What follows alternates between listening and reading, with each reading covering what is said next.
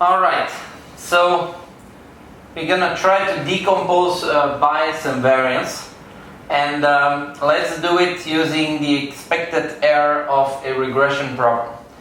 What's the error? Well, it's the real y, and the real label, minus the model that is derived from training. So that is your error. So this we can write, number one, we can write as, that is the expected value of y squared plus hd squared minus 2y hd. Okay? This is just a calculation of this product. A minus b squared is a squared plus b squared minus 2ab. That's exactly what we did here. So now we use some characteristics of expected value plus the expected value of hd squared minus 2 times y expected value of hd. Okay, so now we're gonna set y equal to hd plus epsilon. That means that the expected value of y equals the expected value of hd plus the expected value of epsilon. And the expected value of epsilon is 0 because epsilon is normally distributed with a mean 0 and a standard deviation of sigma squared. So that means that expectation of y equals the expectation of hd. Okay? Now, let's take a look at the variance of y. Variance of y is the expectation of y squared. That's the definition of variance. You can take a look in the statistics refresher. Minus the expectation of y squared. Okay, now from this one we're going to calculate the expectation of y squared equals variance of y plus expectation of y squared. Okay, now this we're gonna put in here. So this we will call, so here you know hd is a random variable. So we treat it as a random variable. And now what we're going to do is put this one in here.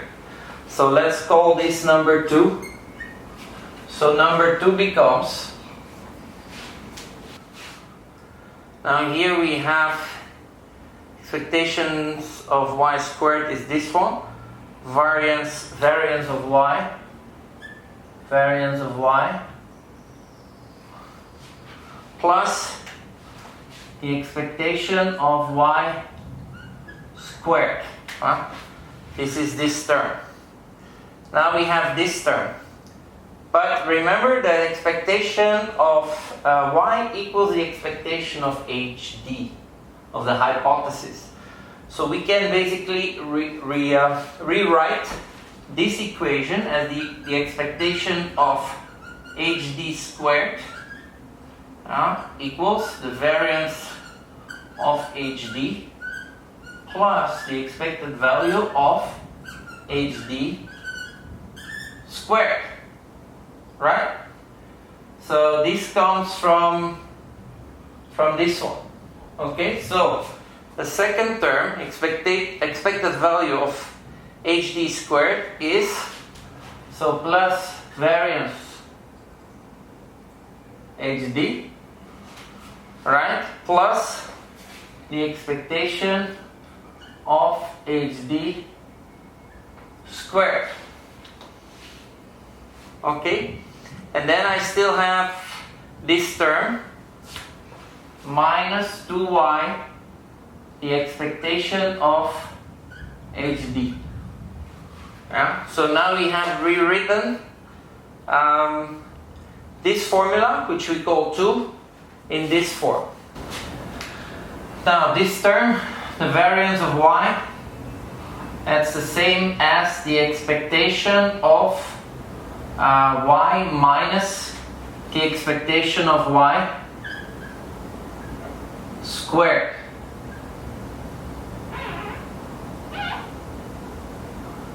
This is a formula we've seen in the statistics refresher. But y we've seen is HD plus epsilon. So that is equal to expectation of HD plus epsilon minus the expected value of y, and all of this squared.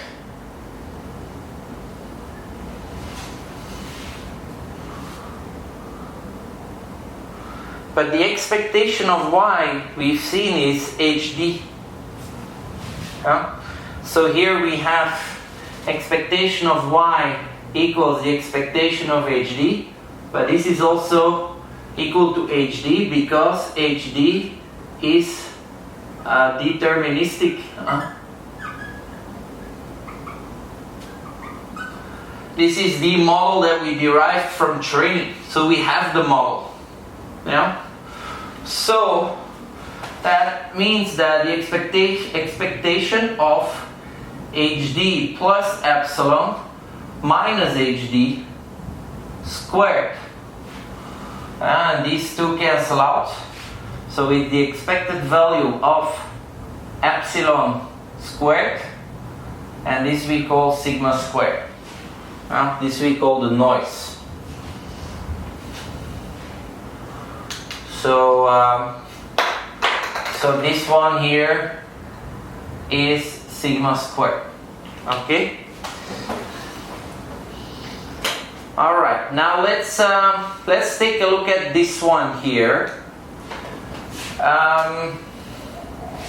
So let's call this number 3. So number 3 equals 2 sigma squared plus, let's keep this one, plus the variance of all the models. So this is the range of all the models HD. And then what we're gonna do is, we've seen that the expected value of y equals the expected value of HD and equals HD. So y is actually HD. So this we replace by HD. And the expectation of y is the same as HD. So when we square it, this is equals HD squared. Now let's see where we end. So here so this term is gone. We have HD. So we can write this as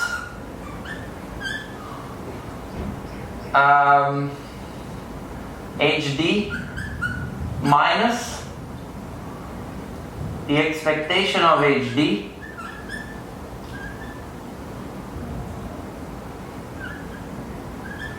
squared, right? This gives me HD squared plus expectation of HD squared minus 2 times HD times the expectation of HD.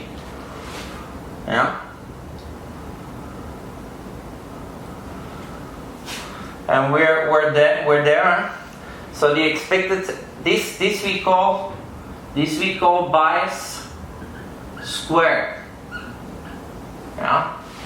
This is basically how far our HD that we derived from training is from the expected value of HD.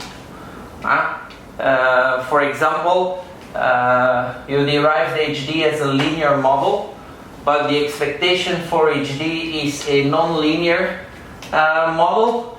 Then this gap will be large, and you will have high bias. So this is basically our formula for the expected error that we've seen in the lesson of the intuition. So this is the range, this is noise, this is the range of my HDs, all the HDs that exist, and this is how far is the HD from the expected value of HD. This is your bias term. Okay, that was it for lesson 9. Hope you understand now better what is variance, what is bias, and hopefully you understand also that the expected error is just a function of noise, variance and bias.